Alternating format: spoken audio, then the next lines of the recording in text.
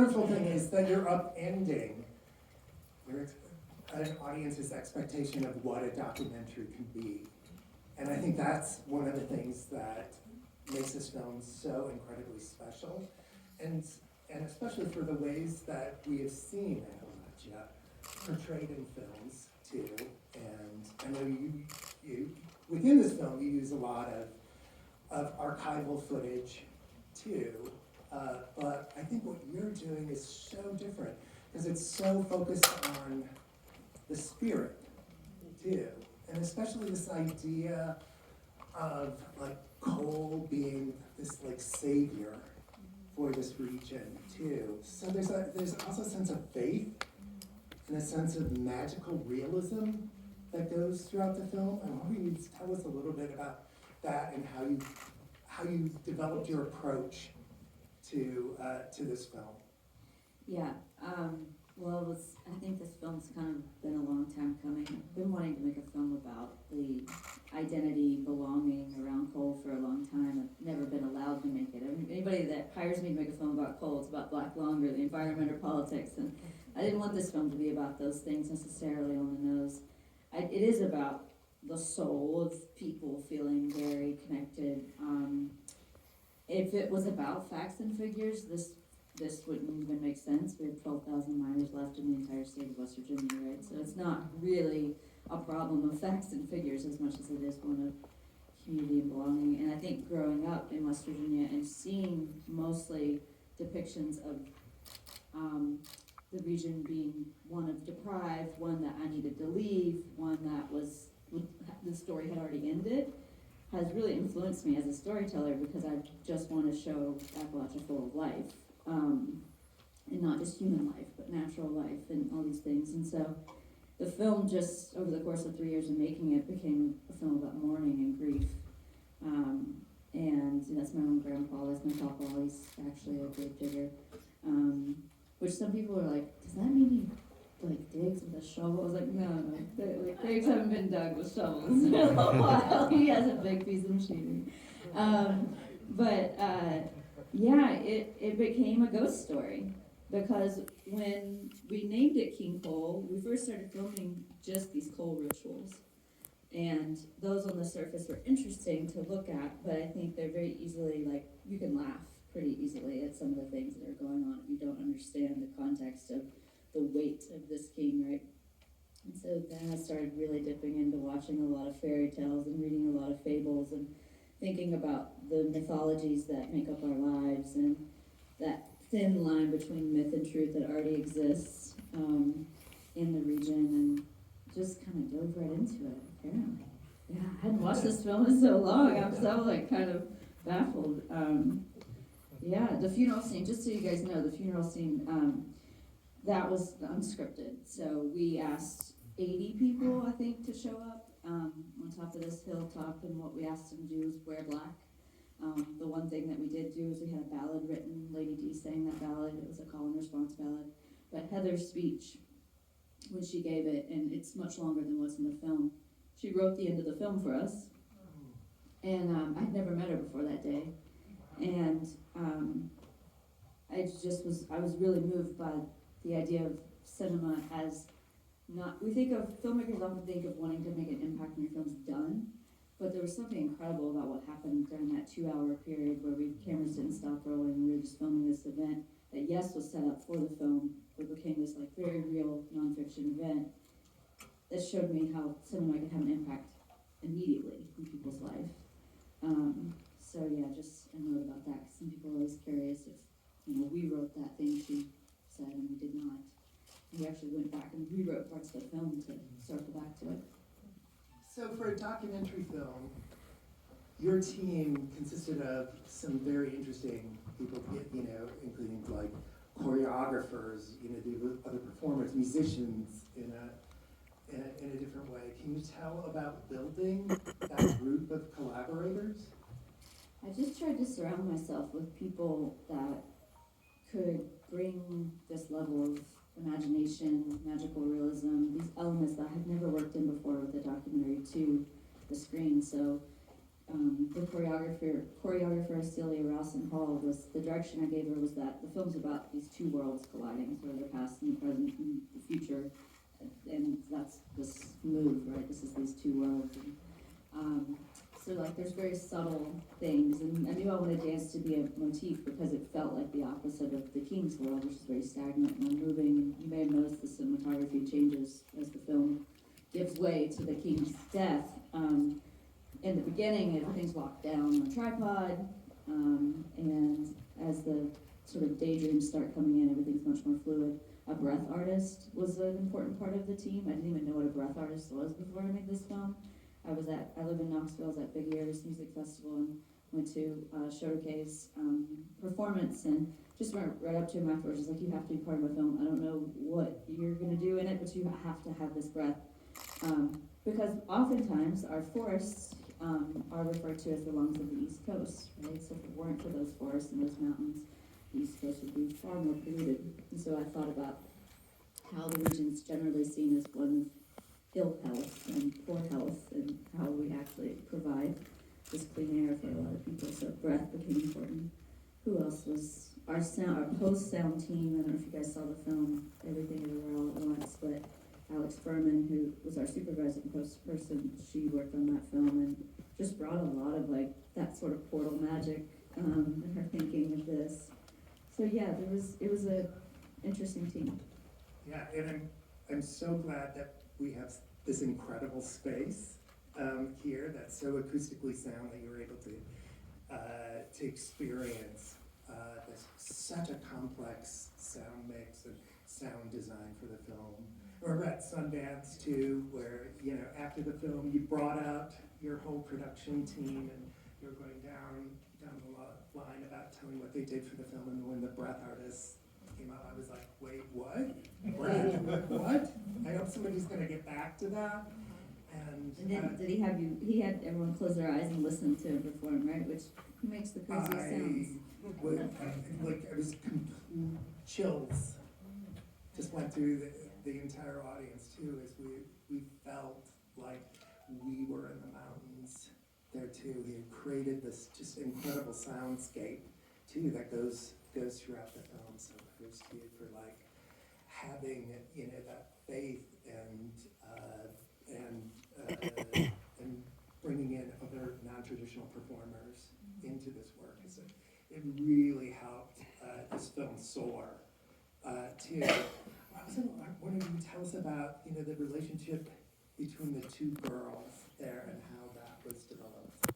Yeah, so the film didn't start with thinking about centering children, or even my own personal story. I fought tooth and nail to not be the narrator, for it not to be a sort of part memoir of my own memories. But when that stuff started seeping in, I wanted to start seeing this through kids, because all these coal scenes we were filming in the classroom, at the coal drop, they all involved kids, and kids were kind of a new entry into this very old and political story that everybody has their opinions about coal, right? We all know the story of coal, so how do we break into it and tell a different story? And it was very clear from the documentary, the very raw documentary footage, that kids provided irony, humor, new life into this story, because the story was being handed to them, but it wasn't necessarily one of their own making. And so the question of what is the story of their making, how do they see this place, became my question.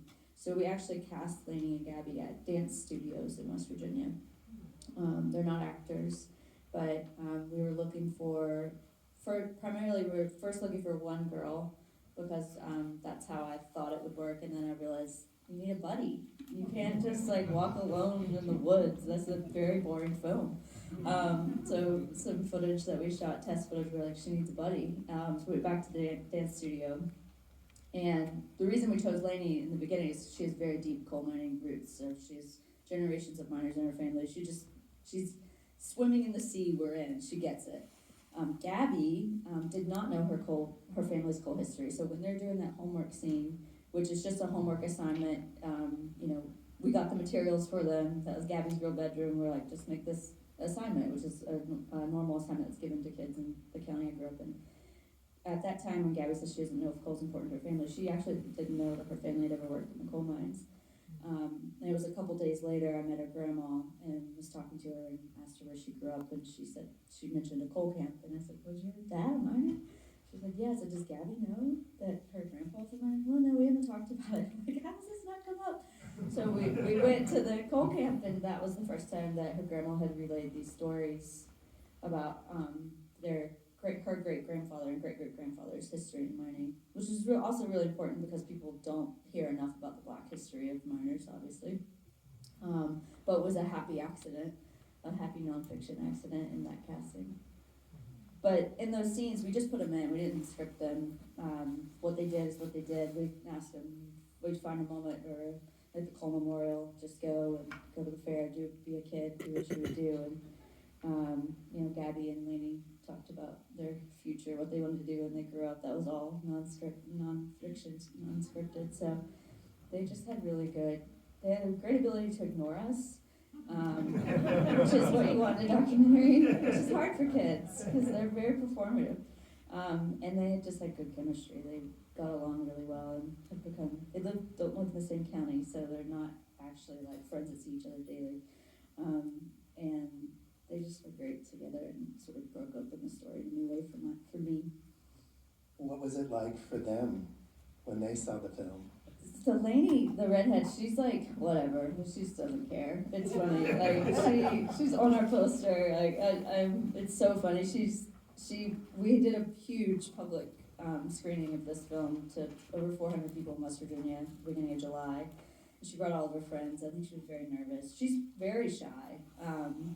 Gabby loves it. She's traveled to all kinds of screenings with us. She wants to be a dancer. She's like very much a performer. She's very comfortable with getting on stage and talking about the experience. So they're just totally different personalities, but I think they're both proud of it. I know their parents were also, it was such an experience for them too, to be a part of that and to have Gabby's family history come out as part of the making of the film.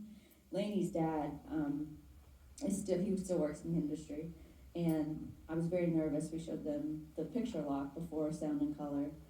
Other than my dad, her dad was the one I was the most worried about. This is a sensitive, does anybody here have connections to Cole in their family? Well, it's not, it's like religion in some way. You don't really talk about it, and if you're gonna talk poorly in any way. So, even testing the waters with her dad, and all he could do at the end of it was cry. And he just said, you told the truth, and he couldn't say anything else. And I just felt so relieved that he didn't regret his daughter being a part of this, but also, here's a person that's very much embedded in this industry and felt respected but challenged, which is what we were going for. And we mentioned an archival film and your use of that within the film, but what other filmic inspirations did you have for this? I actually made a letterboxd list of 50 plus films, including some really crazy ones. I think of Terrence Malick films like Badlands and Days of Heaven, where you have child-centered and female narrators. I think of fairy tale-esque films like Valerie's Week of Wonders. Has anyone seen this film? Yeah. Donkey Skin, which is its own strange film. And then documentaries like Bombay Beach were really influential. Incorporates dancing. It was a wide range of fiction, magical realism, documentary. God's Country, has anyone seen the film, the documentary God's Country? It's just it's so respectful of this community, so wanting the portrayal to be humane, and not one that was gawking. So yeah, I have a list on there. I think I posted on our Instagram, if you guys are on Instagram, so you can find it there. There's a lot though. I watched a lot of films. We made this during COVID, so we filmed for a year, and then everything got shut down, and so that year of 2020, I just had a lot of time to think about what were the deficiencies of the footage that we had shot, what was the bridge I needed to get to make the film I wanted to make. You just jumped right in, because I was going to say, can you tell us how COVID affected? Just time, I think. Made me anxious, because I was worried. We had documented the pageant, the education stuff, a bunch of stuff that actually didn't return post-COVID, so I was really glad that we had documented it. But my concern was that COVID was gonna shut down, like, all the things weren't gonna return. So it took a couple years for the pageant to come back, but it's back now, and so, yeah, time reflection. So you had an incredible premiere at Sundance, and then what have you done with the film since then, and what's coming up for the release of it? This is a terrible year to make a film, or to distribute a film, if anyone's been following the market. I think 4 documentaries have sold out of Sundance to date, and usually there's 20 in the first week.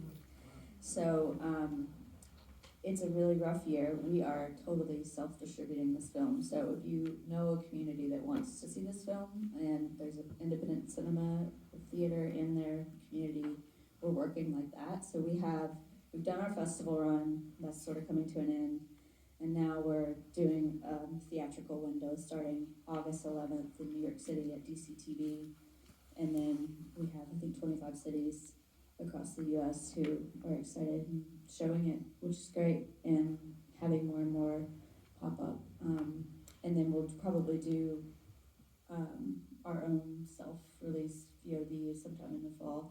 I don't really want people to watch this film at home though. No. And I've never been precious about that. My other films, I remember being in New York City one time and seeing someone on the subway watch my film Heroin on the Netflix app on their phone, and I thought it was the coolest thing ever. And on a plane, I saw someone watching my film, and it's just like never happens, but that's the beauty of things like Netflix, is like everybody has access to it, right? And I didn't think a thing about that, but this would break my heart on a small screen. Yeah. Let's open it up for some questions or comments. Yeah. The movie feels to me like a funeral and a grieving for a way of life. Is there any sense of what the future might hold for the region? I think the future's here. I don't think there's waiting for it. I think that the film is a reflection of the time and that we're ready for it. And that the next step forward is just sort of like saying goodbye, which is what the film's purpose is. But I don't know what you do about the extreme population loss. You know, that's a very difficult thing in terms of infrastructure to provide and keep up a livable place for people without a tax base and these types of things. So those things are huge challenges I don't understand. But psychologically, people are ready and are moving on in ways that I think are really productive. I think recentering away from a mono-economy and into all the other things that have existed all along that have had less attention. You've seen small agriculture come back in ways, arts and culture playing a role, tourism. The West Virginia Tourism Department has done an incredible job over the past 4 or 5 years. I think just rethinking riches and resources. And the question is, though, my brother still works in the mining industry, my cousins all still work in there. I mean, if you graduate from high school, you don't have to have an advanced degree, and you can go get a job in a coal mine for $75,000 a year. It's a lot of money. So you're not going to make that in small agriculture, right? So the replacement economy becomes more difficult when you're working and living in a state where the education has been, the need for education has been diminished. And so it has left this population very dependent on this industry. But I'm hopeful. I just think it's going to take time. And I think more than anything, it's going to take people's sticking up for themselves and like what it is they need. I've never met anyone, no one in my family or any miner I've ever met has ever said they wouldn't do another job if it paid the same and allowed them the privilege of living in the mountains where they want to live. That's just a really difficult double-edged sword to get with the way the industry has worked. So, but I'm hopeful, and I think there's a lot of things happening. One quick follow-up is green energy a possibility? Yeah, for the sure. region? Yeah, that's what I Yeah, thought. so yes, there's a group called Solar Holler that's super active all over West Virginia and across the states around, and Kentucky, I think, and Eastern Kentucky too, and southwestern Virginia. Wind's complicated because a lot of the wind farms, we have wind farms in West Virginia, but we don't get the power. It gets taken to Florida and elsewhere, so it's become a different extractive industry, which is interesting. But I think solar has been growing a lot. I mean, it's not uncommon to see solar panels in West Virginia houses in coal communities. And on strip mines, I should say. So we have this wasted land. You can't grow anything on it. It's been blasted to pieces. There's no topsoil left. It's rocky. They've tried to grow hemp on it. I did a story about that in Eastern Kentucky. They've tried to grow all these other things on it. Like lavender will grow and solar. So. Yes. I had a question for you when you, said that you've been, you felt like you weren't supposed to talk about it.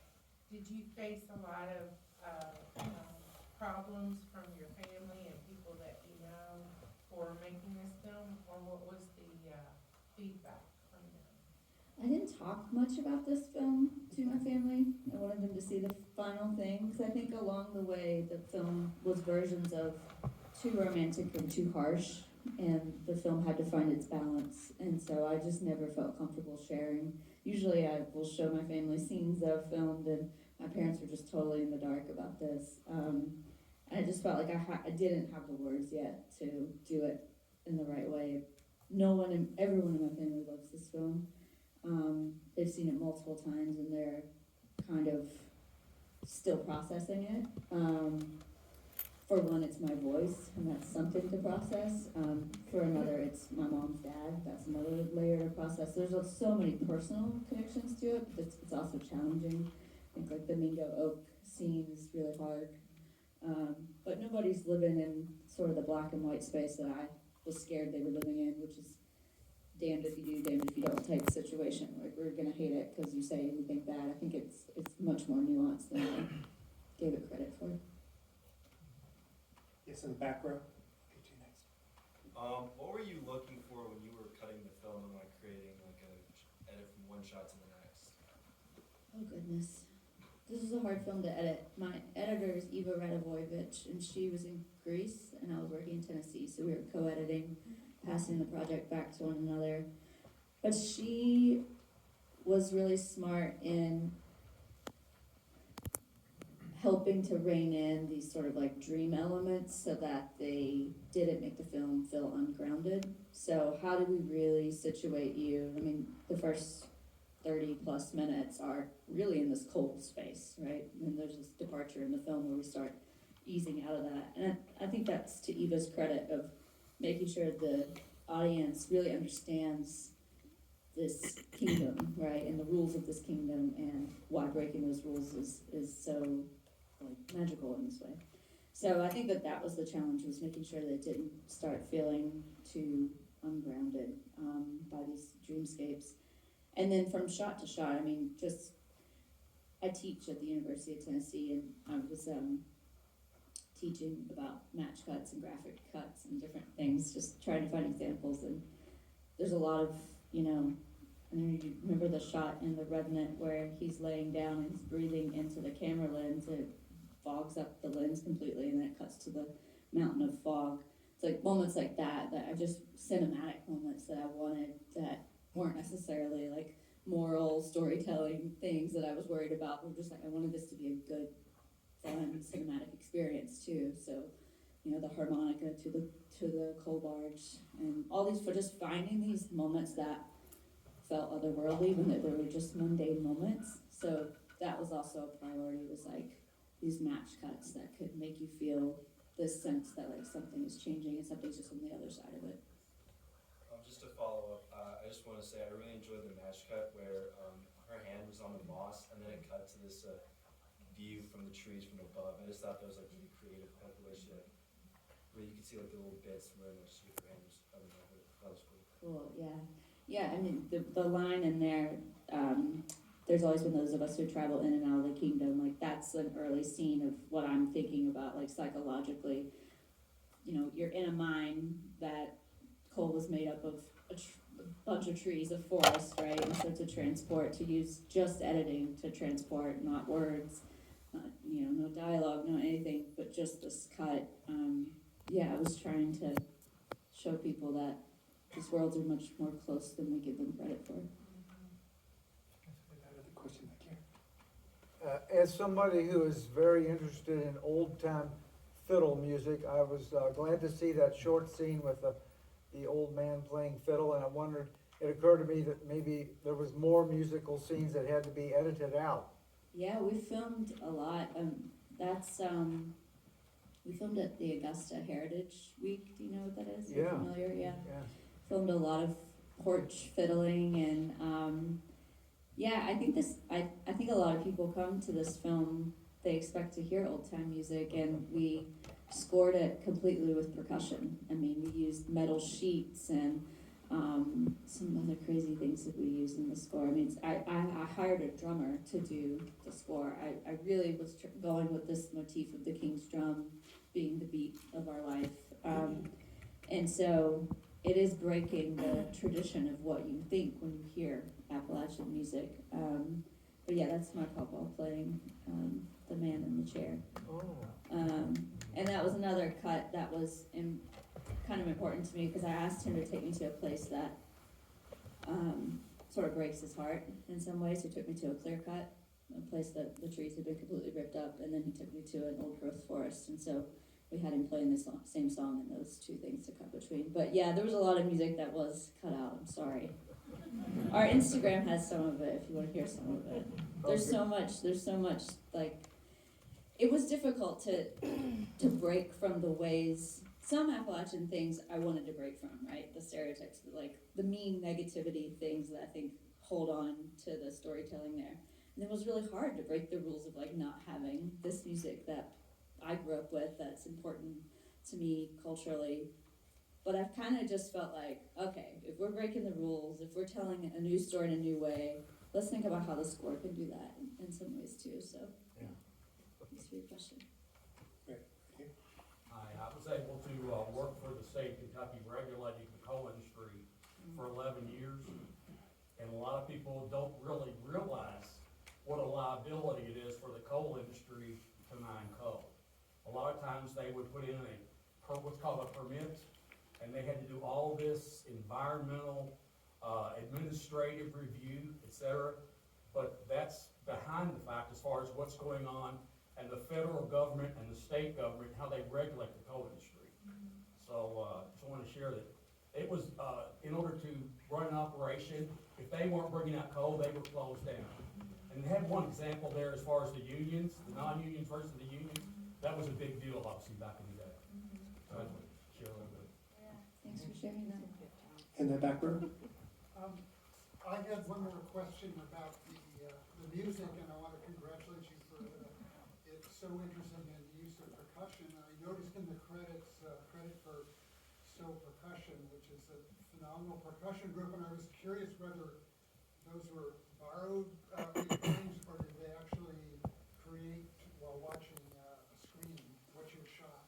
So Percussion didn't end up doing the score, but they were an early collaborator of mine, because when I saw them at Big Ears, which is also where I met my breath artist, I walked in the Tennessee Theater and they were just beating on solidly on this bass drum, and I was like, oh my gosh, this drum, like this is the soundtrack, I want this. So I reached out to them, and they actually, we just collaborated on a couple, we had them go into the studio and had them take a couple scenes and just make some music. None of it's in the film. I think they've scored one other film. It's not really what they do. They're way too artistic to score films because you have to take a direction. You have to take direction as a composer, and they didn't want to take direction from me. And I was like, you guys are too good at what you do. I'm gonna work with someone that knows how to work with a director. But they were incredible, and I'd love to collaborate with them on something like live or something. I'm glad you saw them though. They're great guys, and they collaborate with Showdecade, with breath artist, a lot. They actually have a new music video out with him called, I think it's called Modalities. You should check it out. He's really an incredible collaboration.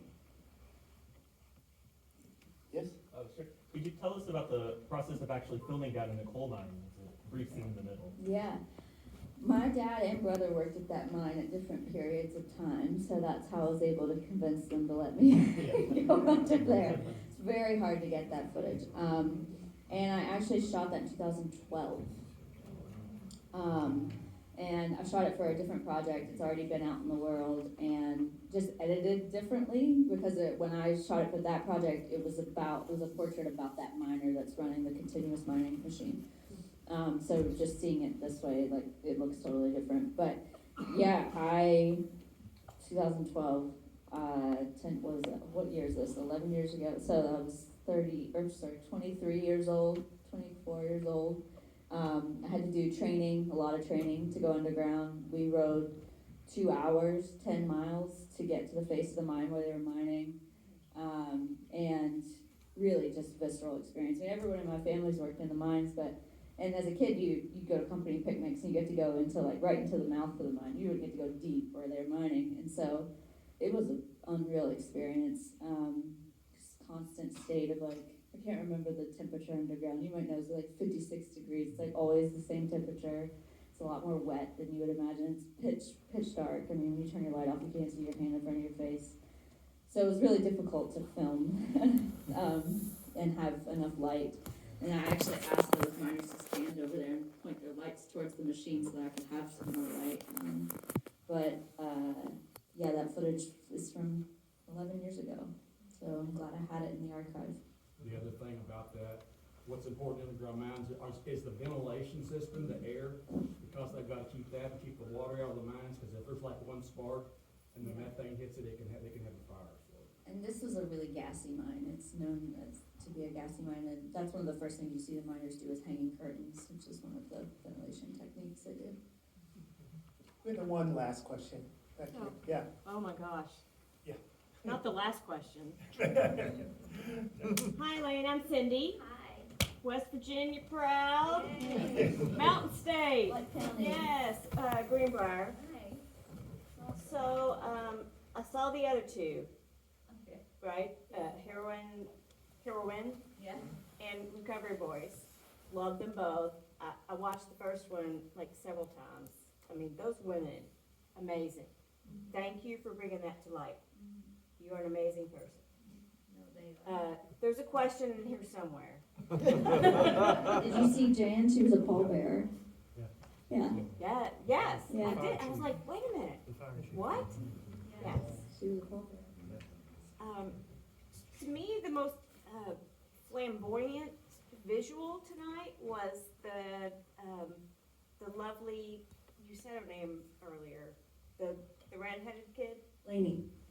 When Lainey was, of course, in the snow, and then she stood up and you transitioned to something else.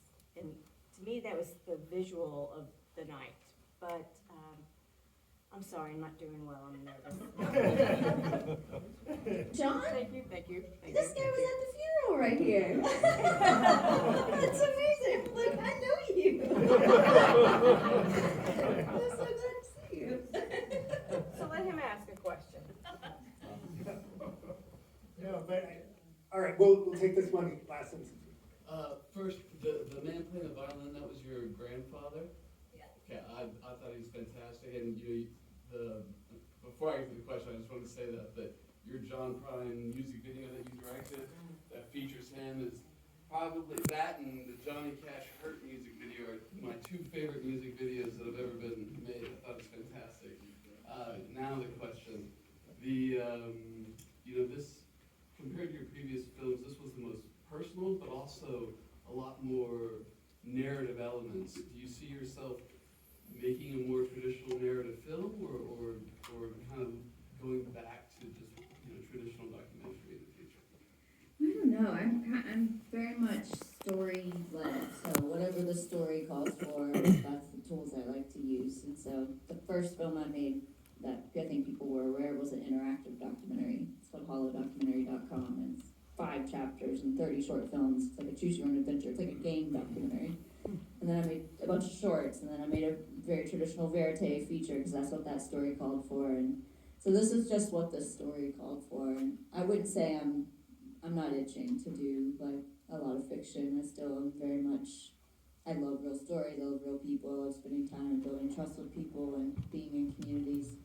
but I don't know if I can go back to just making observational films now because this was so much fun. It was painful at times and challenging, but I think I would, I desire that challenge more, so I hope to, I don't know what the next one will be, or what it would, it'll just be story dependent on what it turns out like, but yeah, Papa was in the John Prine music video, Summer's End, and he, I showed John Prine a picture of him when we were casting. I was like, what do you think? You cool with this guy playing the grandpa? And he's like, this is the best compliment ever. John Prine looked at the picture of my grandpa, was like, that man is West Virginia. Like these wrinkles on his face. I know I'm gonna look like him one day. Just like a map face. Well, Elaine, thank you so much for sharing this fun with us.